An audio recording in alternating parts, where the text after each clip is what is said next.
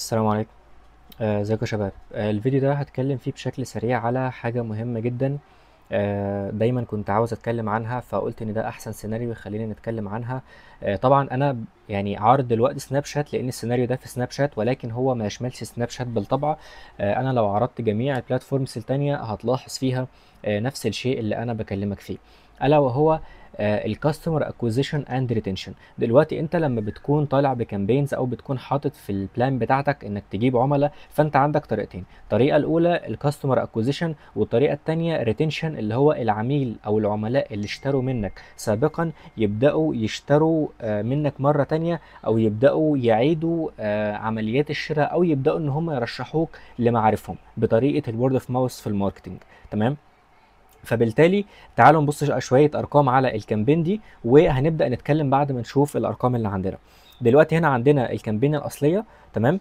صرفه 18000، وعندنا اتنين ادسет، واحده ويز تارجت، واحده واحده مفتوحه. تمام. دلوقتي لما نيجي نشوف البورشيز اللي حصلت في الكامبين دي، لحظه واحده نعرض البورشيز.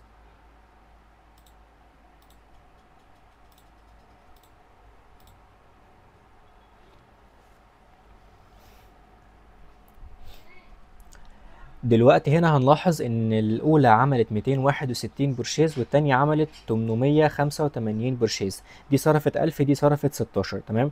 فاحنا لو عملنا عملية حسابية صغيرة وبصينا على 1945 على 261 بورشيز، فعندي البورشيز الواحدة مكلفاني 4.5 دولار. تمام. مقارنة بالتانية اللي هي 16200 على 845، فاحنا بنتكلم ب 19 دولار. يعني تقريبا البرود مكلفاني تقريبا ضعف البورشيز للكامبين اللي هي او للاد جروب اللي هي فيها تارجت، وتحديدا انا كاتبها تارجت اودينس، اللي هو اعاده استهداف لعملاء سابقين موجودين عندنا. تمام. ده لان العميل اللي لسه شايفك اول مره، ده عميل لسه بادئ يشوفك، لسه ما اقتنعش بالخدمه اللي انت بتقدمها، لسه قد يكون ما اكتسبش الولاء بالنسبه لك، او ما اكتسبش الثقه الكافيه اللي تخليه يطلب منك، فبالتالي الاقناع بيكون صعب. على عكس لما يكون عندك اوفر وتحاول تستهدف الناس اللي هم بالفعل بيطلبوا خدماتك، الناس اللي هم بالفعل عارفين البراند بتاعك، بتلاحظ ان تكلفه البرشيز بالنسبه للناس دول اقل بكتير جدا جدا مقارنه باكتساب العميل الجديد. طيب هل معنى كده ان دايما الاكتساب او اعاده الاستهداف افضل؟ اكيد لا. بس لما نيجي نتكلم مثلا على دراسه كانت عاملاها هارفارد بزنس ريفيو، كانت بتقول ان جلب عميل واحد ممكن يكلفك ما بين 5 الى 25 ضعف الاحتفاظ بالعميل الحالي. انت متخيل لدرجة ايه؟ طبعا في دراسات تانية بتتكلم عن الموضوع، وفي دراسات بتجيب ارقام اعلى او ارقام اقل، لان الموضوع ده كمان بيختلف من نوع بيزنس للتاني. ولكن يعني انت الصورة الكاملة هتلاحظ ان هي البيزنس قائم على النوعين دول من الناس. تمام. بس برضو مش معنى كده انك دايما تشتغل ريتارجت، لان البيزنس اللي مش بيجيب عملاء جدد ده فعليا بدأ يقع في مشاكل. لازم الموضوع يكون عبارة عن موازنة ما بين الحفاظ على العملاء السابقين واعادة استهدافهم، ومن ثم محاولة الوصول الى عملاء جدد وجلب عملاء جدد. تمام. الحاله دي، رغم ان ممكن حد يلاحظ طب احنا ليه صارفين اقل في دي، ده لان دي دخلناها مؤخرا لما لقينا ان تكلفه البرشيز هنا كانت عاليه شويه، بلس احنا عاوزين الاوفر ده نوصله لكل الناس، حتى لو عندنا ناس، بس احنا هدفنا هنا ان احنا نوصله لكل الكل. تمام.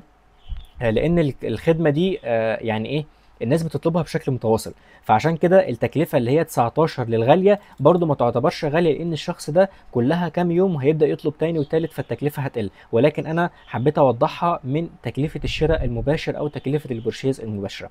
تمام. طبعا دي برود. تمام. وطبعا هنا احنا لو جينا نعدل الجزئيه دي ودخلنا على الاودينسز اللي موجوده عندك، طبعا الكلام ده ما يشملش سناب شات بس، زي ما قلت الموضوع ده يشمل جميع البلاتفورمز بالكامل بلا اي استثناء، تشملهم نفس القاعده. لما نيجي على الجزء الخاص بالكاستم اودينس، فهنا تم استهداف الناس اللي هم اوريدي تفاعلوا معانا سابقا، الناس اللي كانوا عبوا ليدز فورم خاصه بينا، الناس اللي هم اكتف على الخدمه بتاعتنا كويب سايت او كابليكيشن، الناس اللي اتفاعلوا مع البروفايل.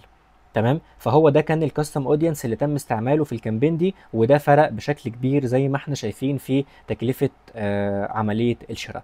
وده كان فيديو سريع، اتمنى يكون فاتكم، ونشوفكم في فيديو جديد. يلا، السلام عليكم.